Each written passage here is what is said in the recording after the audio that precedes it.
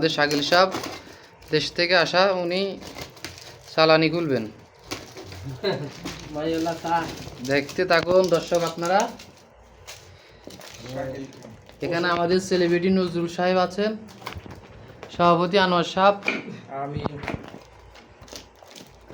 শাকিল সাহেব কি ওষুধ সবই ওষুধ নেই, ওষুধ, কাঁচা বাদাম, ছোলা,